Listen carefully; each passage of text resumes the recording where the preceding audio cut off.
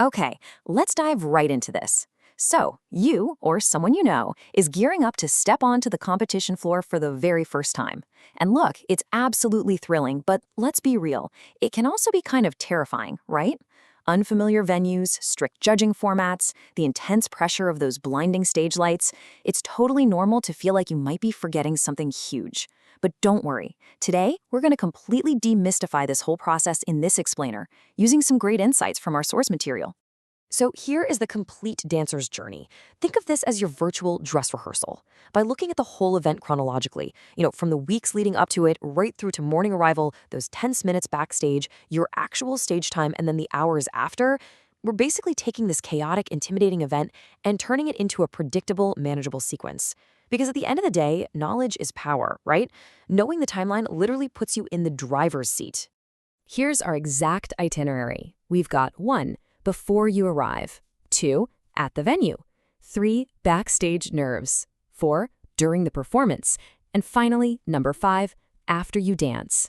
Understanding exactly what comes next is really the ultimate antidote to performance anxiety. All right, section 1, before you arrive. Let's see how this builds our logistical foundation before you even leave home. Because honestly, the real work starts way before the music ever plays. Our source lays out exactly what needs to happen before you even pack your bags. First up, you've got to make sure your online registration is 100% done.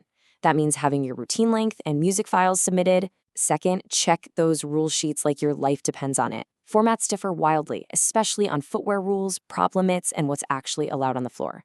You definitely don't want to get disqualified over a rogue glitter prop before you even point a toe. And third, confirm your schedule.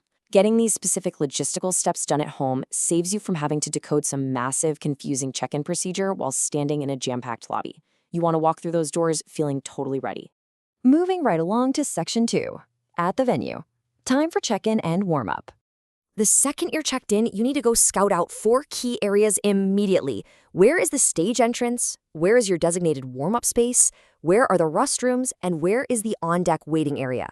Arriving early to hunt these down absolutely prevents that dreadful last-minute panic. It lets you mentally map the space. That way you know exactly where to sprint if you need a quick costume fix or just a sip of water. Now, I want to really emphasize this specific piece of advice from the source. During your warm-up window, you have to stay highly organized. Keep your dance shoes, backup items like extra tights or safety pins, and small essentials packed right on top so they're super easy to grab. Picture this, your heat is literally being called over the loudspeaker, and you're dumping your entire duffel bag on the floor desperately searching for a left shoe. Yeah, no way. Organization equals calm, for sure. Which brings us to section 3, backstage nerves, managing all that adrenaline. Okay, if you have ever been backstage at a dance comp, you know it is this beautifully, wonderfully chaotic place. There are hairspray clouds everywhere, people doing frantic quick changes, dancers muttering counts under their breath. But remember, feeling nervous just means you've got performance adrenaline.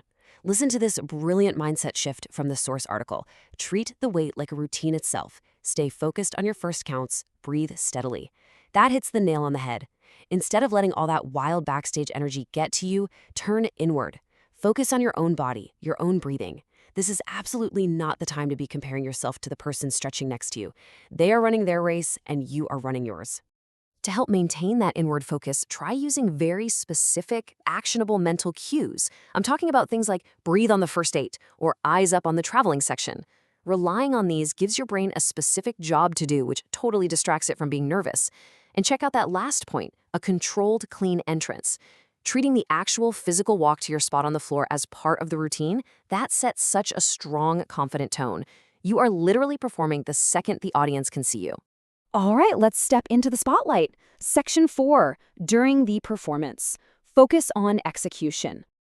Now, what's really interesting about this breakdown is how the typical judging criteria acts like this giant balancing act. You've got technique, execution, choreography clarity, musicality, and overall presentation. It's a lot, right? But here is the ultimate secret for first-time competitors. Just commit fully to your choreography. Whatever you do, do not try to react to what you think the judges want in real time. If you see a judge looking down or scribbling notes, do not panic and change your performance on the fly. Trust the work you put in at the studio and just execute it with total commitment. So, the crucial point to take away here is perfection versus recovery. Look, things happen in live performances. You might miss your spacing, you might have a tiny stumble, maybe the music even skips. The judges know this. They aren't looking for impossible perfection. They actually reward dancers who can recover immediately. If you stumble, you just pick right back up on the very next beat like nothing happened. Stay present, finish strong. Believe it or not, a beautiful, confident recovery is often way more impressive to a judge than a flawless but super cautious routine. And finally, Section 5, After You Dance, Navigating the Feedback and Results. And just like that, the music fades, your adrenaline is finally coming down, and now we enter the resolution phase. This is all about the post-dance feedback loop. First things first, grab some informal feedback from your coach while the performance is still fresh for both of you. Then, you wait for the results. And fair warning here, results schedules kind of operate in their own time zone. Some events announce them instantly, while others make you wait until you feel like you've literally aged a few years. Just embrace the waiting game. But regardless of the actual score, treat the aftermath as a major learning milestone. Did your coach mention hitting lines a bit cleaner, or maybe improving your timing? Pick just one specific thing, and boom, you suddenly have a clear, actionable goal for your next rehearsal. And this brilliantly illustrates the whole philosophy behind stepping out onto that competition floor. It's not about perfection. It's about showing up, performing with courage, and learning how competition day feels. Your first competition is really just a stepping stone. It's completely about getting used to the environment so that the next event feels infinitely easier. You've officially broken the ice. So, as we wrap up this explainer, I'll leave you with this question to chew on. How will your first competition build confidence for your next event? Every single time you step out there, you are gathering data, you're building resilience, and you're growing as an artist.